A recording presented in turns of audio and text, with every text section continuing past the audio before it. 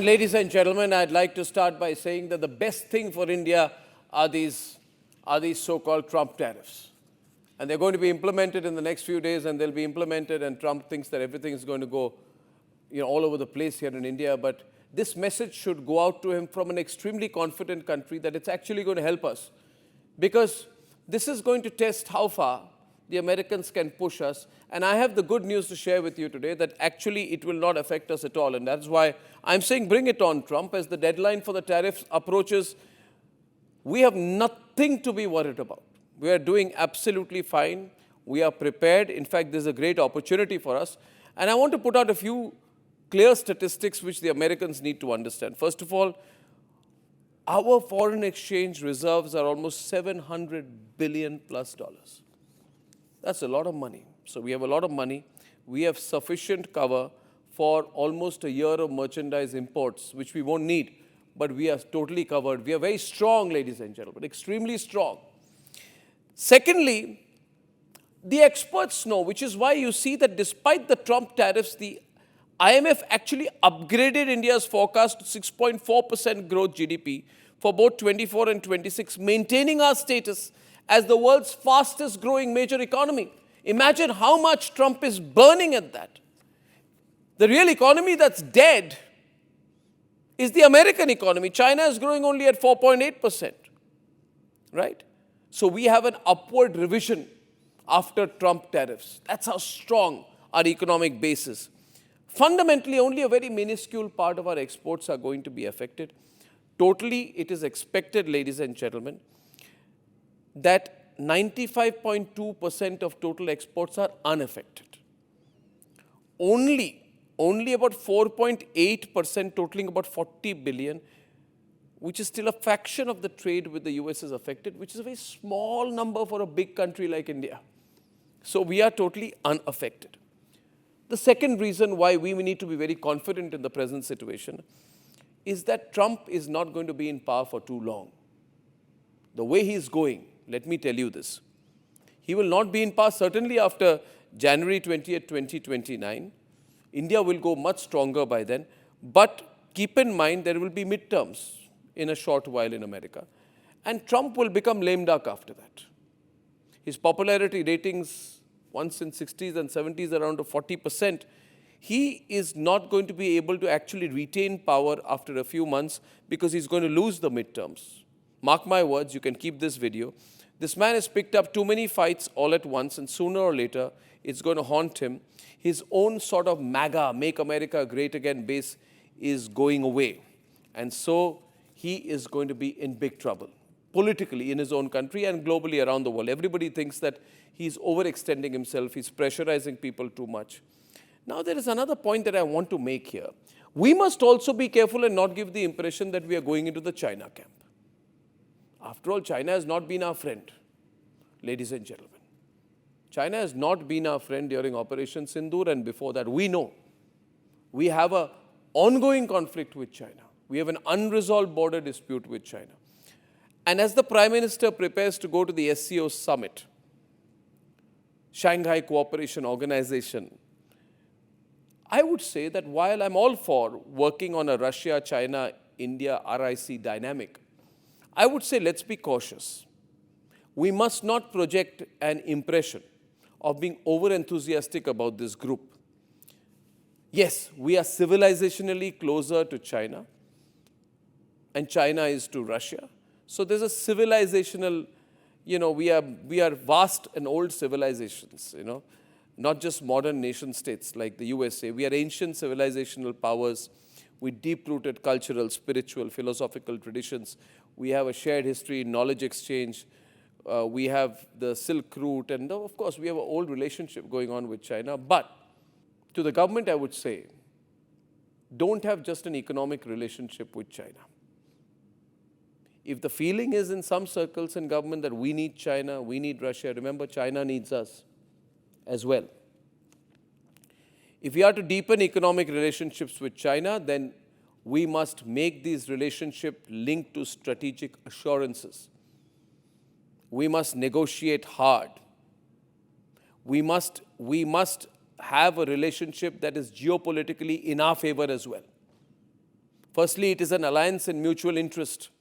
We must avoid going to Beijing with this feeling that, Beijing and India are now going to have a completely new relationship. First, we must have a long-term, overt, covert, or whatever, as transparent as possible, strategic understanding with China, so that they don't do what they did during Operation Sindoor. They don't do anything that compromises our territorial integrity and sovereignty. Any resolution of the boundary dispute must be negotiated, and this is a good time for it, but it must be negotiated without any strategic disadvantage or territorial disadvantage to us. That is most important. And we must also tell the Chinese that if they want to use Pakistan to contain us while extending a hand of cooperation in trade, then we must be clear, we must talk to them and tell them that this is our red line. You can't cross the red line on that. You have to understand our strategic equation and our strategic needs as well. The point I'm trying to make is this, that we must not get into only an economic relationship with China at this point of time, seeing China as a counterweight to America on the tariffs issue. We must not do that. We must establish a mutual relationship, a new one, but it has to be based on our sovereign and strategic interests. This is a good time to do that. That's food for thought. I hope the government is thinking in that direction, because economics cannot be delinked from strategy. Now, as far as Trump, and going back to Trump, viewers, absolutely no need to worry about Trump, because Donald Trump says that the Indian economy is dead, but if actually anything is dead or dying or collapsing, I can tell you confidently this man is going to be out of power sooner than he thinks. His approval ratings, ladies and gentlemen, some polls show 38% approval ratings. He's having to go on Truth Social to argue for himself that no, these approval ratings are false. He's saying that he's going to cancel the licenses of big American networks because they're against him. It shows his inherent insecurity, ladies and gentlemen. 38% approval ratings, which means 62% of people are disapproving of his presidency. This means that his MAGA base is getting eroded. And the other thing that's dead, if there's anything which is, look at his approval ratings. They are beyond embarrassing. Beyond embarrassing. These are all university surveys. He can do nothing about it. But apart from approval ratings, another thing that's dead and dying is the American economy itself. Instead of trying to pressurize us, and I'm not just saying this so that the people of India know how strong we are, 80% increase in layoffs under his administration. The man said he will create jobs. He's destroying jobs. It's absolutely hellish on American streets right now. There are tramps, homeless people, criminals. The national debt has gone up to 37 trillion. I have projected it will cross 40 trillion. That is going to be his contribution. He is going to make America a nation so indebted it cannot walk on its own feet. In fact, the US dollar, he said, I'm going to strengthen the US dollar. The US dollar has performed at its worst levels. Worst levels. Since the 1970s over the first half of the year, value has dropped by 10.8% between January and June this year. So what is the bigger picture? What does this tell you? A person struggling to manage things. He's taken his country to ruin. If you see the visuals today from the United States of America, if you see the lack of municipal facilities, the tons of garbage, the levels of crime, regular shootouts all over America, raging wildfires that the government cannot control, battles between the federal administration and the state government, governors rising up to Donald Trump. And the army on the streets of Washington, D.C., the situation so bad, ladies and gentlemen, it looks like a visual from a Gotham City situation. Trump has ruined the United States of America. You can save this video, you can share it with people, but everything will come true, ladies and gentlemen. What we need to do is not dig our heels in. We need to be clear, we need to be strategic. You've got a person here who's a loose cannon. And he knows that he's trying to divert attention from his crisis at home.